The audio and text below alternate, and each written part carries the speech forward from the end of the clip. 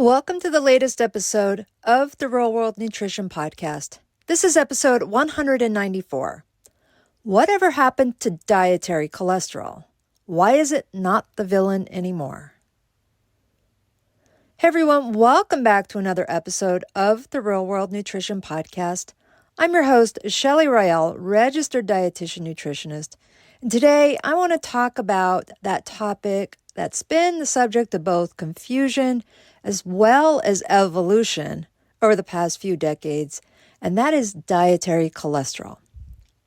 Now, you may have noticed, maybe not, but we don't talk about dietary cholesterol nearly as much as we used to. Yet, it's still on food labels, and still people ask about it quite a bit. So what gives? Is cholesterol still a concern? And should you be avoiding eggs and shrimp? Let's get into it. I'll talk about all of that. Now, first of all, what is cholesterol? I don't think everybody understands what that is. It's not always necessary, but let me give you a quick rundown. Cholesterol is a waxy fat-like substance found in every single cell of your body. It's essential. It's absolutely essential for making hormones, vitamin D, and bile acids, which helps digest the fat we eat. Now, here's the big thing. Your body makes all the cholesterol it needs. It's made primarily in the liver. It's made in the bodies of all animals. So you don't need to eat cholesterol. You don't need to get it from your diet. But you do, or most likely you do, because you get it from certain foods, which is called the dietary cholesterol. So dietary cholesterol comes from foods. So I'll talk about what foods those come in just a bit. So I want to clarify here. Blood cholesterol versus dietary cholesterol. So we still do pay attention to blood cholesterol. But there is a lot of confusion when it comes to that. So blood cholesterol is that lipid panel or cholesterol test that you get done at your annual physical, for example, sometimes on other occasions. So that requires a blood draw, and you get the results for different numbers when you have your blood cholesterol checked. And then the dietary cholesterol, sounds pretty straightforward, is the type of cholesterol that we're referring to that comes from your food or from your diet. Now, for a long time, it was assumed, and it's a pretty reasonable assumption, that eating foods high in cholesterol would raise your blood cholesterol. It's a pretty logical assumption. But it turns out, and we have since learned, that that relationship isn't as straightforward as we once thought. So in most people, your dietary cholesterol intake has only a modest impact on your blood cholesterol levels. And in fact, that's why the Dietary Guidelines for Americans no longer includes a limit on cholesterol intake in their guidelines. Now, it's definitely not in the 2020 to 2025 Dietary Guidelines.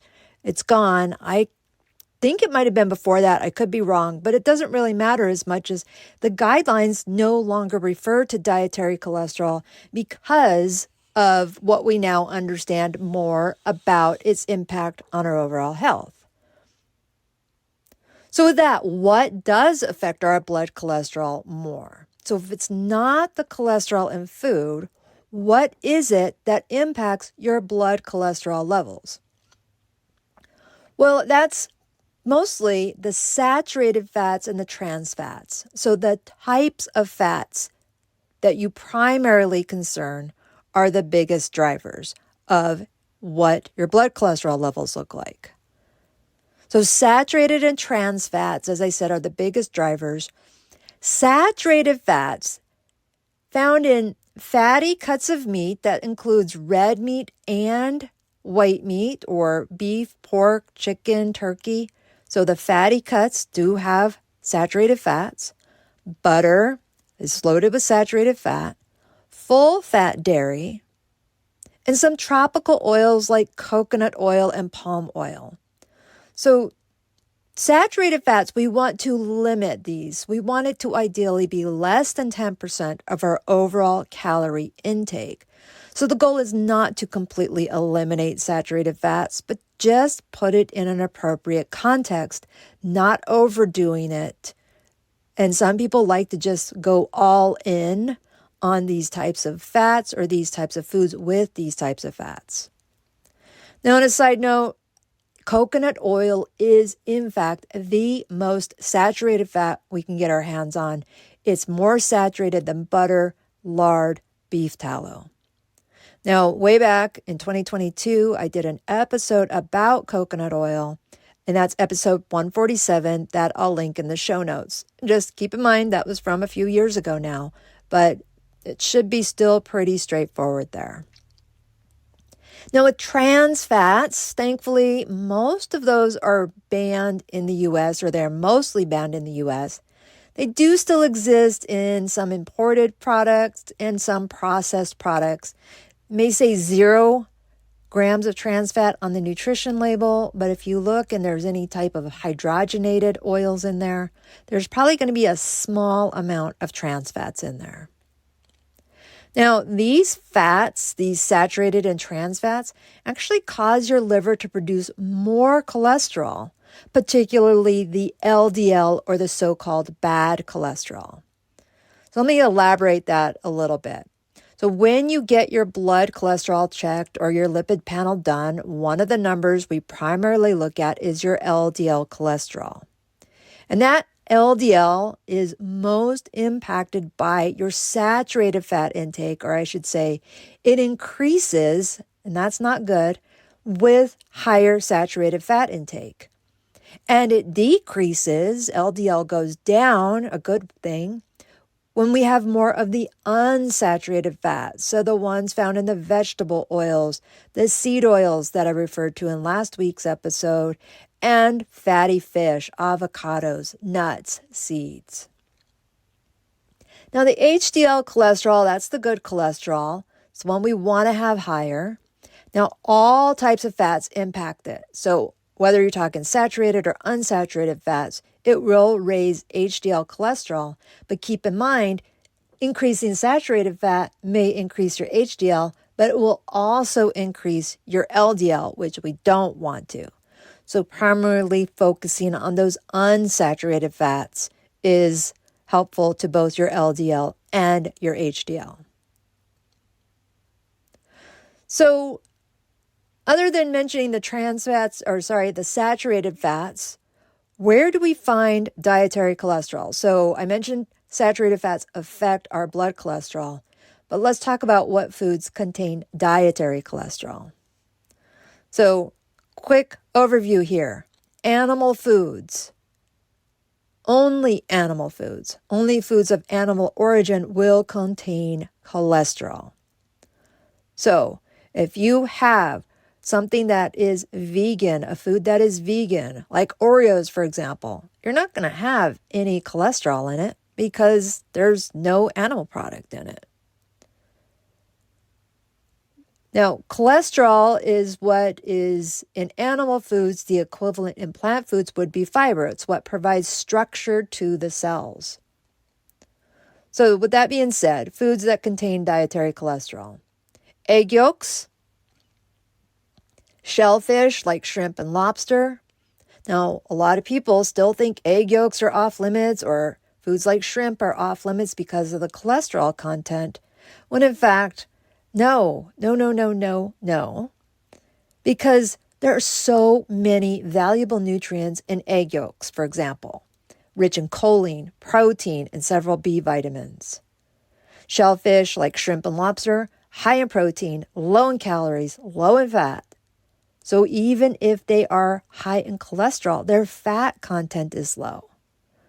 Assuming you're not frying them or slathering them, drowning them in butter. Okay, so that changes things. But the fish or the shrimp itself, the lobster itself, is low in fat, but certainly high in cholesterol. Now, one of the biggest sources of dietary cholesterol is organ meats like liver, not so commonly consumed at least in the United States, is brain from some animals as well. That is the biggest source of dietary cholesterol for those who eat it. Dietary cholesterol is in full fat dairy. So once we go for lower fat options, the cholesterol content goes down. So fat-free milk won't have any cholesterol in it. And then cuts of red meat and poultry are certainly going to have cholesterol. However, the leaner they are, the less fat there is, there will be less cholesterol in those as well. So with that, I'm just pointing out what foods have the cholesterol, not saying that you need to avoid those necessarily. And why is cholesterol still listed on food labels? You may or may not notice. Trust me, a lot of people don't. I study this stuff. I teach this stuff. But if you look, dietary cholesterol is still listed on the nutrition facts label, even though it's not a big deal for most of us. But it is a nutrient of interest for some people. Now, for some individuals, especially if they have a genetic lipid disorder or a history of cardiovascular disease, they may still be wanting to pay attention to their blood cholesterol. Now, this is on a case-by-case basis, whether they're cardiologist or their dietitian who specializes in cardiology, they will let you know if you need to pay attention to this. But for the general population, this is not something that you need to pay attention to, and it's certainly not something that you need to avoid altogether. It just isn't the way it was once thought. So again, who does still need to watch their cholesterol intake? Like I mentioned, there are exceptions, and these are individuals with familial hypercholesterolemia or very high LDL cholesterol levels that you may need to still limit your dietary cholesterol. So I do have individuals I've worked with, and despite having significant cut in their saturated fat content, their LDL just won't budge. And they do have a family history of high cholesterol. So we may sometimes limit their dietary cholesterol to see what might be happening there. So that also takes into consideration their saturated fats, their other risk factors in combination. So not just that alone. Now here's the thing. I've said this before, I'll say it again. For most people, focusing on overall dietary patterns, overall, more fruits, more vegetables, focusing more on whole grains over refined grains, lean proteins, healthy fats, those fatty fish, these all together have a far greater impact on our heart health, way more than focusing on one thing. So the real takeaway here, dietary cholesterol is not the villain we once thought.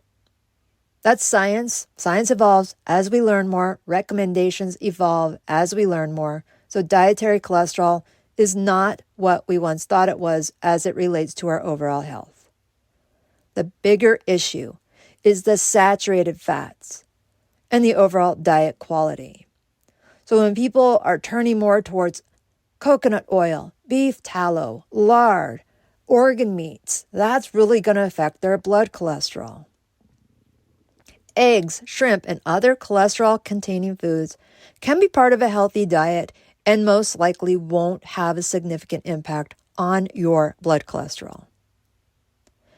And yes, that number on the nutrition facts label is just one piece of the puzzle. Got to look at the big picture. If you pick up one piece of a puzzle, you don't have any idea what the picture looks like. But when you put all those pieces together, we get a bigger picture. So the bottom line, don't fear cholesterol in food. Don't pay attention to it if you don't have to. You don't really need to focus on all the nuances of those numbers, but focus on what you're eating most of the time. That's where the real power and the real impact is on your overall health. So again, no one food, no one meal, no one day is going to have a significant impact on your health. It's the overall pattern of eating over time that has the biggest impact. Okay, with that, I hope this cleared up some confusion for you, did not create more confusion. I'd love to hear your thoughts either way. Also, feel free to share this with anyone who might still be stuck in that old school mindset that cholesterol is the enemy, or saying, oh, they don't eat eggs because of the cholesterol.